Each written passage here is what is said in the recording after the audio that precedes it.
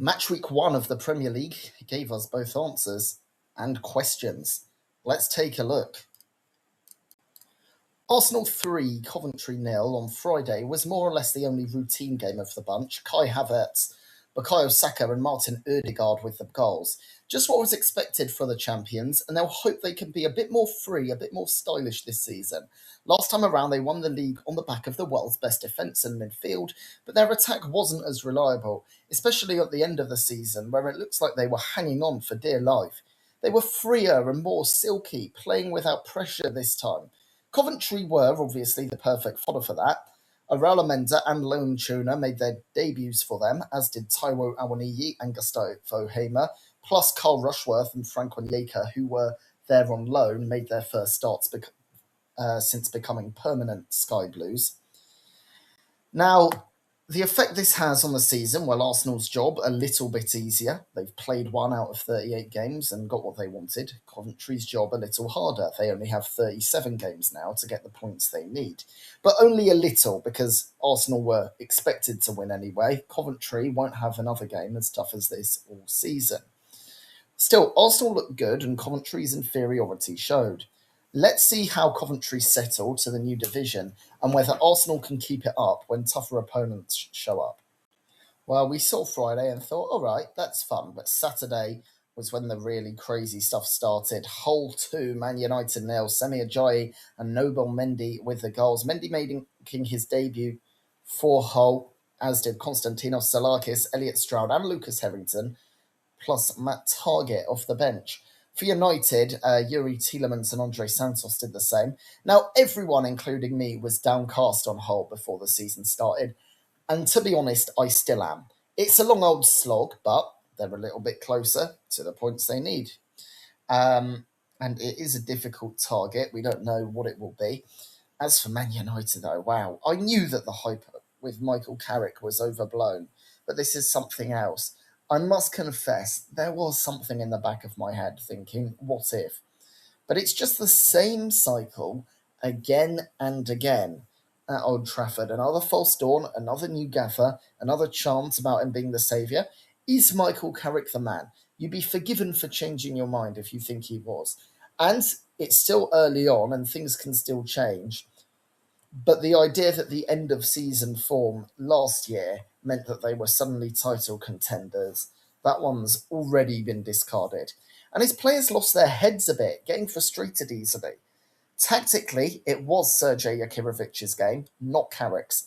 The back 5 worked wonders, clogging out the middle and forcing United down the sides, but they played high up the pitch, not inviting pressure or allowing runs. Jakirovic did well last season in games they were expected to lose, most notably the playoff semi-final and final, by playing a style of ultra-low possession football. I still think it will be tough to translate to the Premier League over a 38-game season, but what a positive sign. United have had this problem for a while now, especially away. A team stays compact, lets them have the ball, and defends. There have been so many drop points over the years, and failing to consistently beat the mid-table, or in this case, the relegation fighters, makes winning the title impossible. Can Carrick be the man to change that? There were 3 games at 3, and Everton beat Palace 2-0. The goals from Kiernan Dewsbury-Hall and Tierno Barry. Hayden Hackney made his debut for Everton, as did Brennan Johnson off the bench. Tyreek George with his first game since permanently becoming a Toffee. For Palace, there was a debut too for Dwight McNeil, who was traded in a swap deal for Johnson. And Takahiro Tomiyasu and Anand Kalaili came off the bench. Pierre Sage was also in the dugout for the first time. Now, 2-0 flattered Everton in an end-to-end game, especially the nil part, with Palace somehow failing to score off of 2xG. But anyway, well done to them. I've tipped them to Europe against the consensus, and that's a good start. Everton have some exciting players like Iliman Ndiaye and Kiernan Dewsbury-Hall, plus some youngsters looking good in Hackney and George. And that's the formula for the punters to enjoy their football. Ndiaye in particular is the man. For Palace, there were some good signs despite the defeat, but it's not a good start.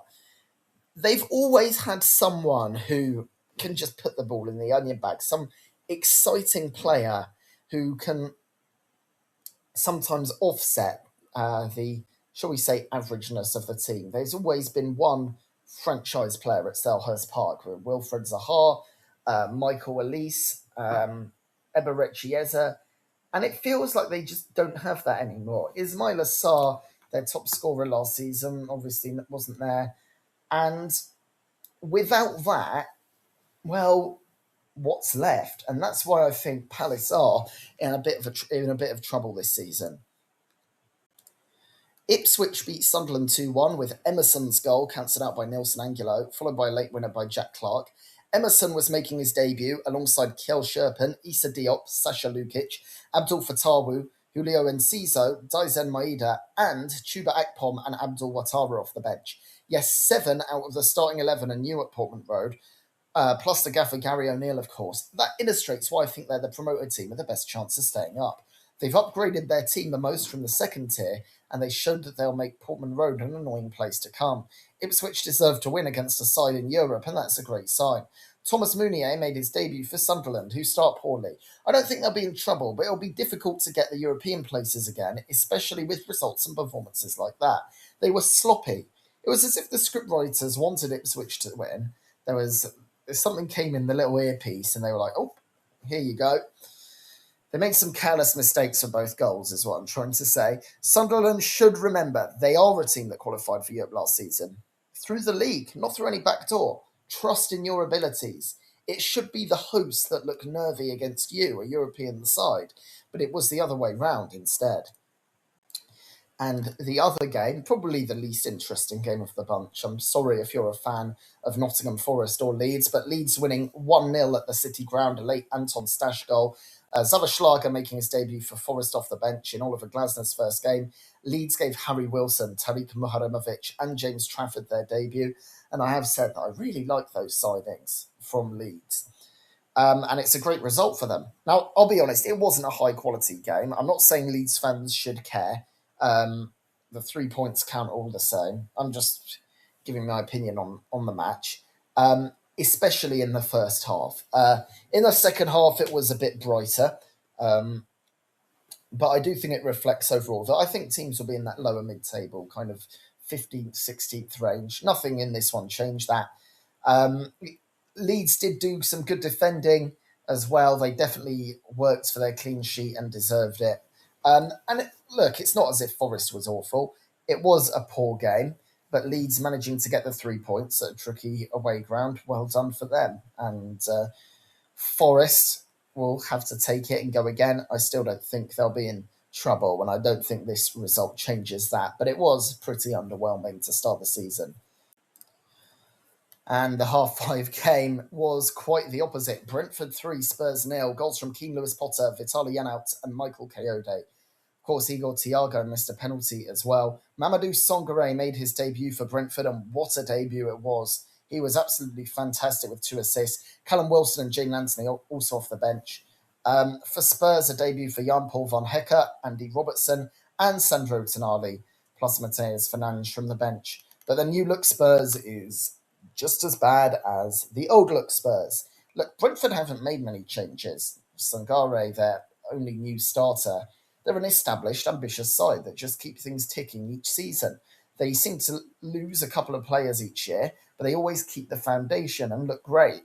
And this time they didn't even really lose anyone. In previous seasons, you saw Mbermo go, Wissa go, Tony go, Watkins go a bit earlier, and that was a big deal. But this time around, no big names really departing, and they're not really a team that goes on big names. They're a cohesive unit, and their high press, absolutely fantastic. Spurs didn't know what to do. When Keith Andrews came in, everyone thought he would be a managerial novice who didn't know what he was doing, but he's outsmarted Roberto De Zerbi, who couldn't cope with the high press. Look, I told people Spurs had to be patient, and many disagreed. But now my view on Spurs looks optimistic, because most people will be saying, oh, what a terrible result, Spurs are still rubbish. I'm saying, look, this is part of the cycle. They need to gradually get better. They're going to take hits. And that's the nicest way you can look at the result because, well, it's pretty much the only way you can spin a 3-0 loss to Brentford into a positive. Um, but yeah, fantastic from Brentford. The high press works. Great game by Andrews. Their new signing looks fantastic. Everyone outside of the away end at the G Tech would have gone home cock a hoop. As for Spurs, uh, yeah, pretty rubbish. Then hope that a couple new signings are coming in, Savino Marmouche, and that will make them look a bit better. But that really was an awful start to the season for them, and they're lucky it was only 3-0. Well, on to Sunday, and if Spurs were bad, their successors as Europa League winners, Aston Villa, looked even worse, losing 4-0 away to Brighton, an own goal from Victor Lindelof, one from Maxim de Kuiper, and two from Jack Hinchelwood, and then a red card for Joao Gomes, all of it before half-time. Costinha made his Brighton debut, Matteo Ruggeri and Alejandro Garnacho did for Villa as well, all of them off the bench.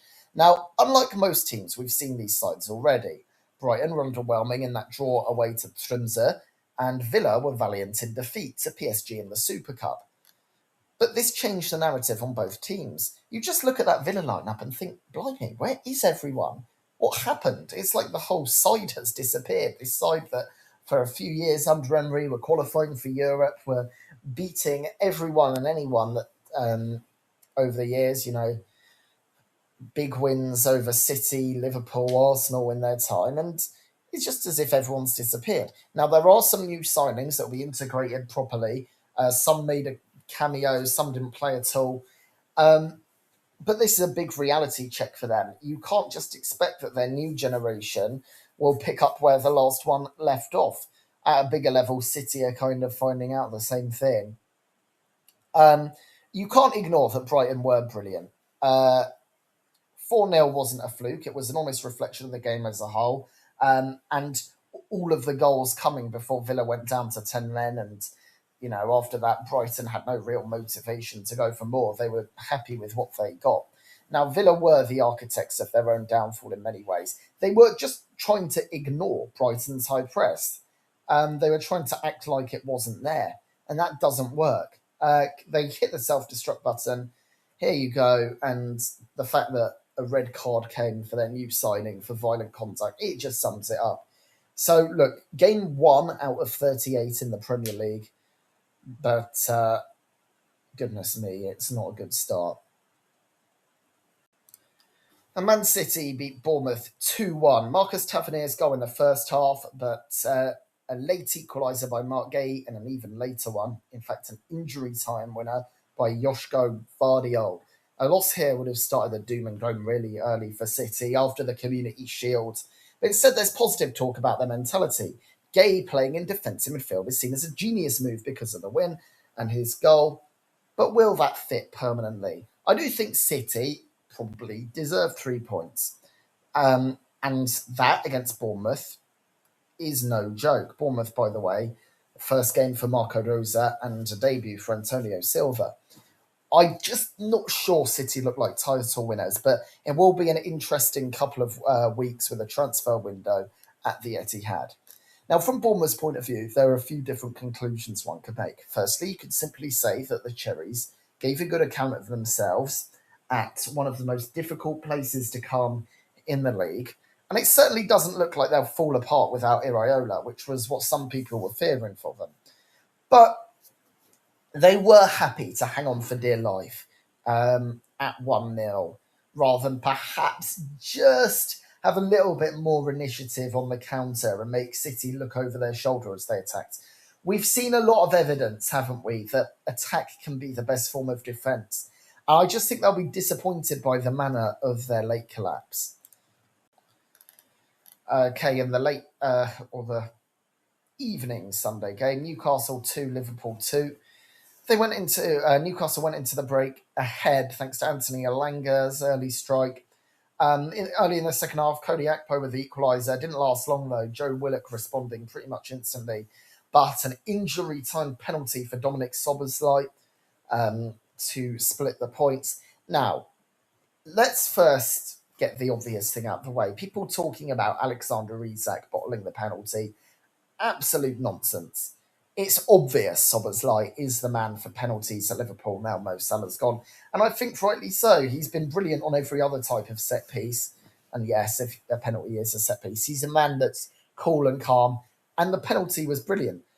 I will say that the celebration was a bit weird. And I'll go on to this. I just feel that Liverpool should be looking to beat Newcastle, and they looked a bit too happy with a point. But anyway, Newcastle's new era under Matthias Jaisler began with debuts for Lucas Hornicek, Amar Dedic, Sean Sturr, and Alaji Bamba off the bench. And I think we should mention that they do have these new players coming through. A lot of talk about who they've lost, but the new guys did look good. Liverpool gave a debut to Jeremy Jacquet, as well as Victor Munoz and Ronaldo Araujo off the bench. So the bottom line for Newcastle, nothing to worry about. And for Liverpool, not much to be excited about, at least in the short term. As I said, the fact that they were celebrating a point against Newcastle shows something. It is Andoni Iraola's first game, and he could well be Anfield's next great manager. But let's just wait and see. For Newcastle, did that team look like relegation candidates to you? Really? I can't believe anyone was seriously suggesting that. The game was so fun to watch. It was really exciting, really open, chaotic, as I said in the preview. But from a Liverpool perspective, I don't think that's a good thing. They let Newcastle play too much and were punished by the direct Magpies. Yes, it's good entertainment, but you don't actually want Newcastle's pacey players able to run through the midfield and defence like that. Liverpool should be fighting to make every pass difficult, and I don't think it looks like that. Okay, finally, Fulham lost 3-2 at home to Chelsea. Joao Pedro's very early goal, the earliest to start a Premier League season, was cancelled out by Josh King. Morgan Rogers made it 2-1 just before the break, and Cole Palmer doubled it just after. And Gonzalo Garcia's goal wasn't enough for the hosts. There was time for Fulham. As well as Garcia, Cesar Palacios made his debut, as did Shea Charles from the bench. For Chelsea, Rogers made his, so both teams having a debutant scoring, as did Maxence Lacroix and Giovanni Quenda, and Pep Chavaria also off the bench. And also the two managers, of course. Now, after most of the weekend, it looked like a very simple season for Arsenal was going to take chase. But Chelsea suddenly popped up, and they're a very interesting little team. Now, I'll be real. Do I think they're going to win the league? No. But I just think they looked fun to watch. And that's what the Prem, of course, can do with the big teams, with big players looking well. Chelsea have a lot of pieces, although they're not quite the full package. They could do with a goalie for one. But I liked the fact they weren't afraid to try ambitious balls and get rewarded. Cole Palmer was evidence of this, being so creative. And it's just what Chelsea need for him to look back to his best. Obviously, I say it again, game one. But if it comes good, wow. And he was also doing the hard yards. He led the game for both progressive and defensive actions. Some encouraging signs for Fulham as well. Obviously, Garcia getting a goal on his debut too, but their defensive shape under new boss Arbeloa did look very naive. Still, a naive system is perhaps better than just a wrong one. There was excitement, and perhaps they underestimated Chelsea a little bit. Okay, lots of midweek games to get through. Firstly, we've got the European playoff second legs, the Champions League games here on Tuesday and Wednesday. Here's the Europa League on Thursday, and the Conference League on Thursday as well. There is one game on Wednesday, but not Brighton, the only Premier League team at this stage, who play on Thursday at 7:30 at home to Tromsø, after drawing their first leg 0-0. Now, the draw in Norway wasn't great, but any bad feeling must be wiped out by their 4-0 win at home to Villa. They can be confident, but they do need to win this. It's such a big game. Europe is at stake, and even more so, the chance to win a trophy, something that Brighton do not do. It's the one thing they're missing with all this good progress in the last decade or so. Now, Brighton obviously with a big win. Tromsø also played a game at the weekend. They beat fourth tier Ufstind 5-0 away in the first round of the Norwegian Cup. I'm not sure you'll hear that club mentioned ever again on this channel. but it was a local derby. That's what I know about Ulfstin. They also play in Tromsø. Anyway, if Brighton somehow mess this up, all of the positivity will be gone. Likely, this is their most important competition this season, because maybe they'll be going for Europe in the league, maybe they'll be going for Champions League, who knows? But this way, they can win a trophy and also qualify for the Europa League. And we know what an opportunity the Europa League would be for them with this new format. Since the new format, the English team has always won this competition. That is just the last 2 times. But even in the old one, they've never failed to qualify. And as I said, this is an absolute must-win. And it's also a should-win because they are better than Tromsø at the end of the day. They've drawn the away leg. Now they have to finish the job at home. Okay, a lot of EFL Cup action. The second round is regionally split, and here are the northern games, with 4 involving Premier League teams. So Tuesday at 7:45, Stoke hosting Hull. Stoke was 17th in the Championship last season, and though they beat League 2 Oldham 2-0 at home to get here, they've started the league season with 2 losses. Of course, Hull got off to that dream start with a 2-0 win at home to United. I'll be honest, Hull shouldn't prioritise this competition at all. This is a tough game for their B team. A bad result would probably suck a bit of air out of the balloon, but everyone knows what their objective is. It's trying to stay up. Stoke maybe have their own objectives. I'm not sure it matters too much to either club. And then at 8 p.m, Forest host Leeds. They just played each other at the same place, with Leeds winning 1-0. And the only Premier League versus Premier League tie in the whole Carabao second round. They'll probably use weaker teams, but new signings that weren't ready on Saturday might be used here to try and integrate them. With these sides out of Europe and probably not too worried about relegation, maybe they'll want to go on a cup run. There are too many variables to call this one. We don't know who will rotate more, and these clubs were very evenly matched at the weekend. Let's just see how it goes. Moving on to Wednesday, 7:45, Newcastle hosting West Brom. Newcastle just started with a 2-2 draw at home to Liverpool, of course. West Brom dodged Championship relegation by 1 place last season. Now, they did win 4-1 at League 2 Rotherham to get here, and they've also won their opening 2 in the Championship. Out of Europe, Newcastle would do well to take the cup seriously at this stage of the season. West Brom probably not too bothered about this game, so the Magpies should advance.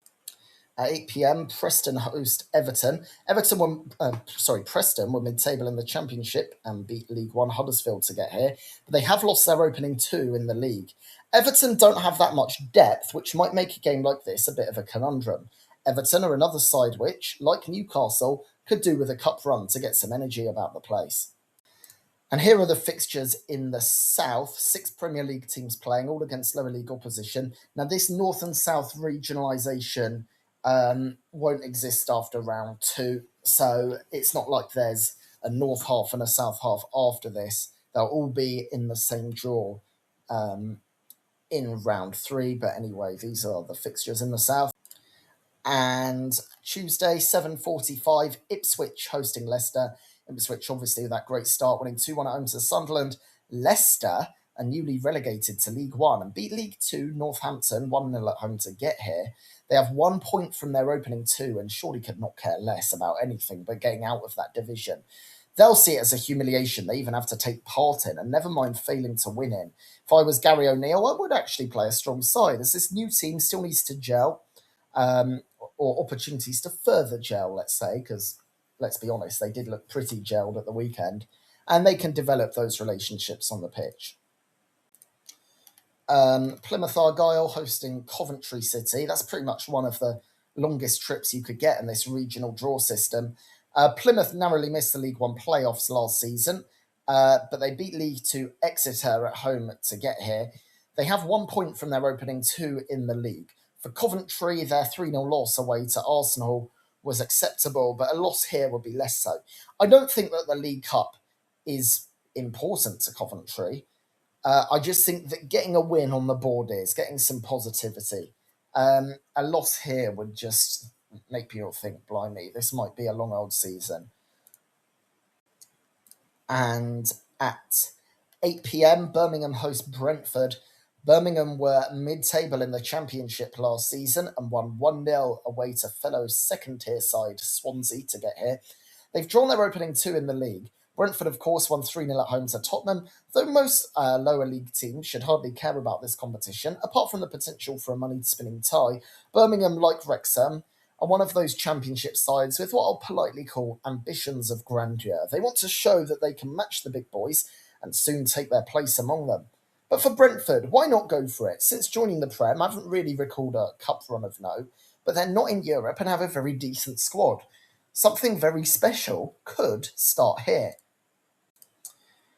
Wednesday, 7:45 p.m, Spurs versus Charlton. Spurs, of course, losing 3-0 at Brentford. Well, Charlton were low down in the Championship last season, but they won 3-1 at League Two Cheltenham to be here, while also winning their opening 2 in the league. Spurs have a big enough squad to deal with this, and of course, Charlton have bigger things to worry about. But if there is an upset, all hell is liable to break loose in N17. This is the game that the press are waiting for the most, with that devilish glee in their eyes. You know that opening result has really put the fans miserable, and this could make it a lot worse. But it is also a chance for some of the other signings, especially ones that haven't got a game on Saturday to play, and that's how it should be. The emphasis on the should. Now, on Thursday, and having a sort of domino effect for the whole calendar, Chelsea hosting Luton. Chelsea, of course, winning 3-2 at Fulham to start their season. Luton are in League One. They just missed the playoffs last season, but won 3-0 at League Two Gillingham to get here, and they have 4 points from their opening 2. Chelsea have the perfect chance to integrate their new signings further, so those who are off to the bridge should see plenty of interest.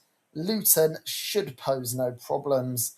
I think the EFL clubs have got wise to the fact that they don't really need to prioritise games like this.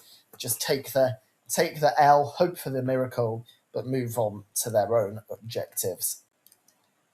Finally, at 8, Fulham hosting AFC Wimbledon. Fulham started with a 3-2 loss at home to Chelsea, AFC Wimbledon finishing low down in League One last season. Now, they did beat League Two Newport on penalties at home to get here, while they have 1 point to open the season. Fulham are another team without Europe, who I think could do with a cup run to get a buzz going about the place. It's not something they seem to go on too often, and this opposition at least should pose no problems. So that's it. Premier League match week 1 done, and the preview for the Carabao Cup second round, and of course the Conference League qualifier for Brighton. Premier League fans, how did you feel about your game week 1 performance? Which set of fans are the happiest? I'm going to imagine Hull, and a lot of fans feeling low. Probably Aston Villa, actually, the most miserable, even more miserable than Man United. And looking to the midweek, is your team playing in the European playoff? Are you a Brighton fan? Are you nervous about what should be a routine win, but what could just sneak up on you, and it'd be very costly if you lose? What if you're a Tromsø fan? Do you have any hope of an upset? Are you travelling down to England? In which case, welcome. And if you're a fan of any other team in the European playoffs, let me know in the comments, and I'll talk a bit about your game if you want. Now, as for the Carabao Cup, for the non-European sides in the Premier League, how do you feel about your cup tie? Are you going to the games? And if you're an EFL fan playing a Premier League team, are you excited? Do you think an upset might be coming? And if you are an EFL fan who is playing a non-EFL team and excited about your game, because there are some interesting ones as well, let me know and I'll talk about it in the comments. But for now, thank you for listening.